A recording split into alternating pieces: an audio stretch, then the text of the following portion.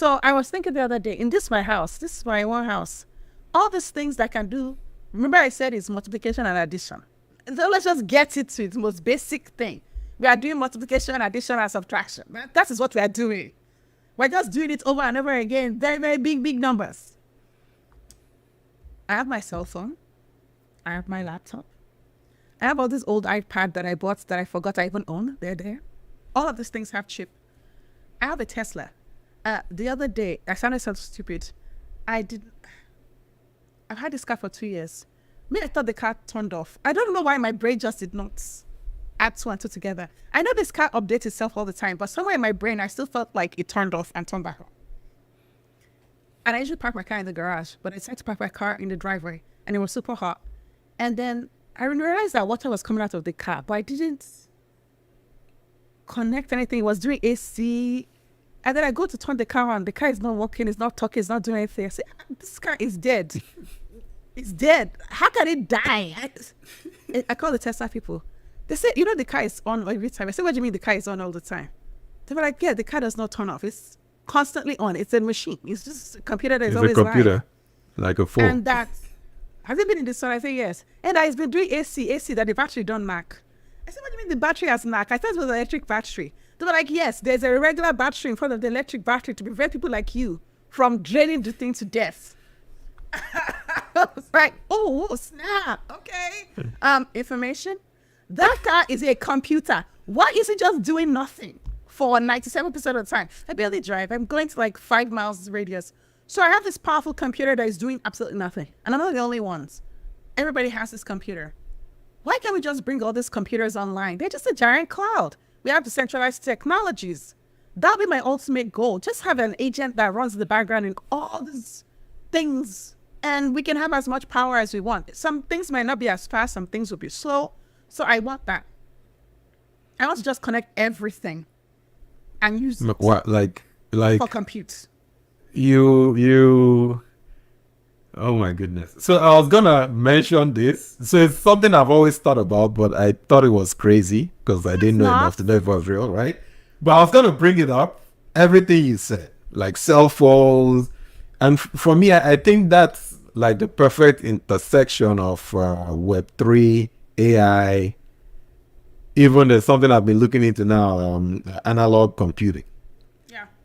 Because we're talking about like, Zuckerberg was saying how you probably need like a nuclear reactor to power the level of compute that's needed to do all the stuff they want to do. And I'm asking myself, does that have to be the case? I don't think it actually has to be the case because I've been thinking about it. I think one GPU, don't quote me, I think one GPU is like 10,000 CPUs or something. Like in parallel, those people did some kind of thing. Okay, maybe if it's 10,000 to 1. So then 10,000 times 10,000, whatever, there's a number, right? Yeah. Do you know how many devices are on Earth? A lot. A lot. That are idle most of the time, to your point. Most of the time they are idle. They're not doing anything. People who are already doing large language model training are already scheduling time on some cluster and waiting for their turn. So they're already used to doing it. They don't do everything fast anyway. What if you have to wait 3 months to get the answer? Does it matter? Because we're not talking about inference. We're talking about training. Yeah. We actually have so much compute. It's the way we unlock those compute and use it for our ends and bring all the solution back together. But we already have distributed systems that can do this. We just need the ambition and the money to do it. And then on top of that, I would also want to go after the big boys. It should be Vimeo, AWS, Azure, and GCP. And I want to do Vimeo as let's just do one thing. All these 10,000 things inside this giant cloud, half the time we don't need this. Can we just do something that's just compute? And let's not wander all over the place. Just do one thing, do it very well, do it at scale.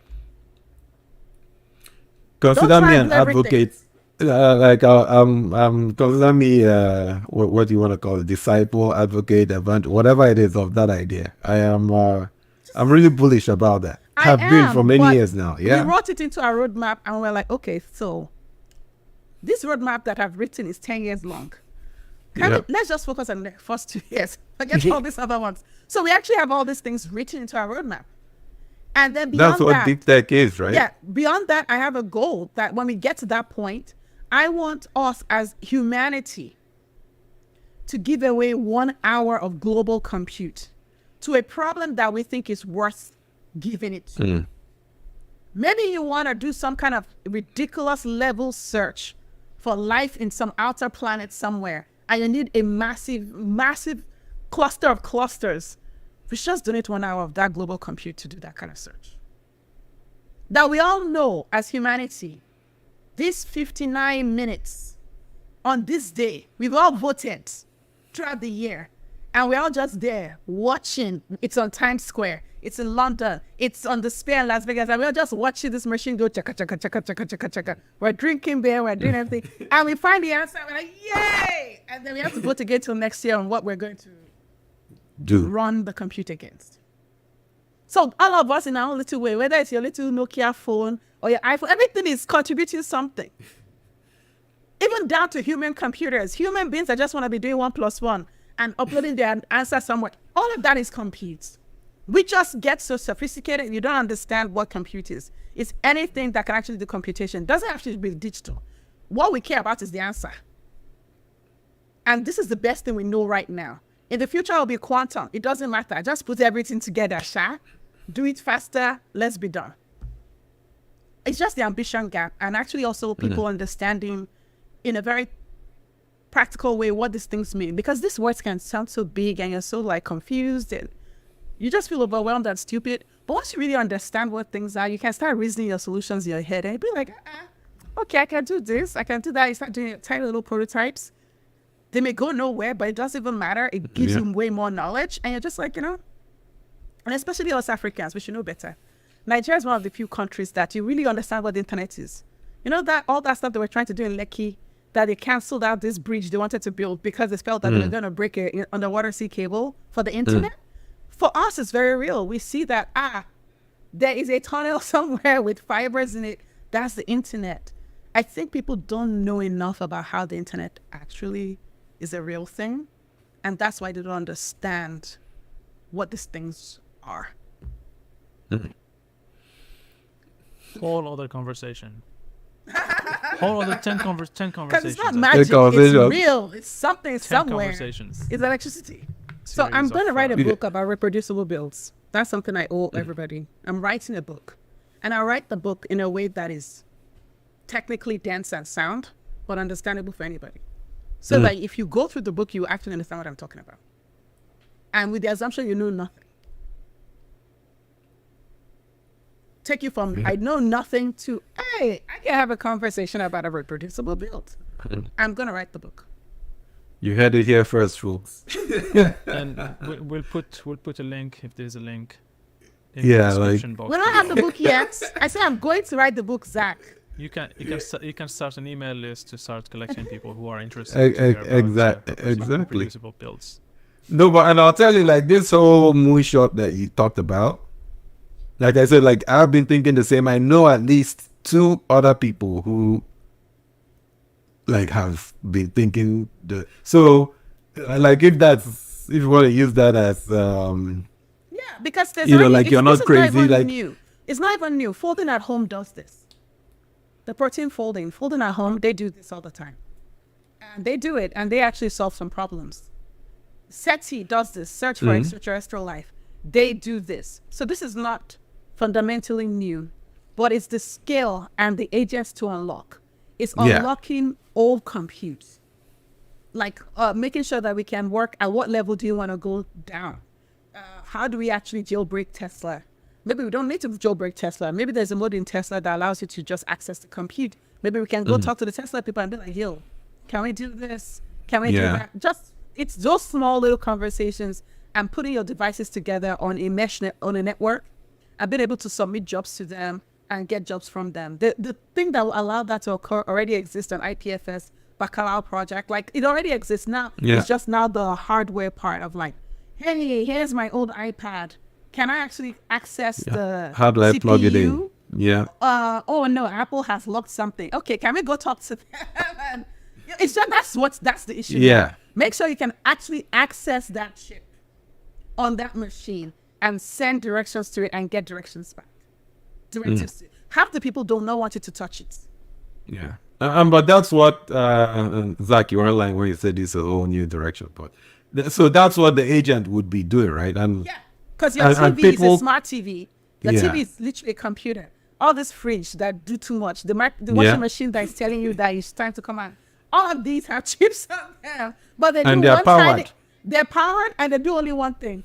And Yeah. they barely do it for like 2 minutes. so you could have a thing where you have this ecosystem of people who specialize in building agents for whatever platform they care about, and contributed back to the whole. Yeah. Like, oh, here's the agent for the Miller washing machine. Here's the Yeah. agent for your coffee maker. Here's the agent for your. And then you can see how Hollywood can turn that into a nightmare dream where you hijack the Right. whole house. Hijack the With whole one house. night. But if you make a reproducible build that is a secure build environment, we can. That is why this is why you need reproducible builds. It is impossible. Actually, you're touching down on a very important point that I completely missed. I was thinking earlier about this startup that just raised like an ungodly amount of money, $300 million, Series A. It's called Skilled AI. They're building brains for robots. And I was thinking, wow, actually, like the Fimio tech can definitely be used to deploy, code on these robots. Like Oh if yes, you're building, yes. because the robot basically becomes an IoT It's a server. server. Yes. Yeah.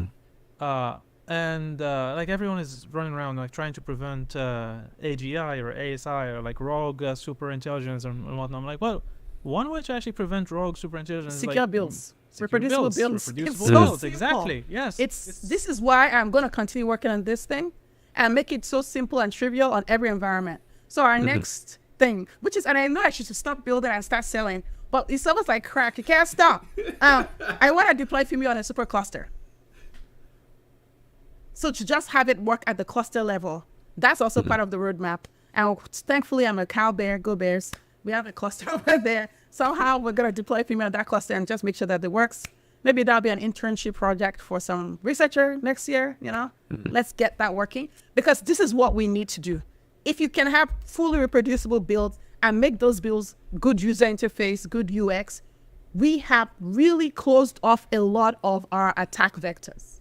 Not all of them, but at least we've closed a significant chunk of them. Look. How Fimio Interesting. saved the world. Hey. You heard this here first. Right? Fimio saves the world. Oh, okay. So one thing we've concluded is we're gonna have another one. And what you're coming back. Oh, I'm But coming before- back. I can be the friend of the ADTC podcast because there's so much Let's for us do to it. talk about. Man, for real. So I'll close us out with, hopefully close us out if this doesn't lead us in another whole No, new I need to direction. go and But cook stew. we- I'm hungry. Okay, great. So a thought that you leave us with, before you go make that awesome stew. So we've been talking about this stuff. There's a bunch of Africans or people of African, descent who are going to be watching this podcast.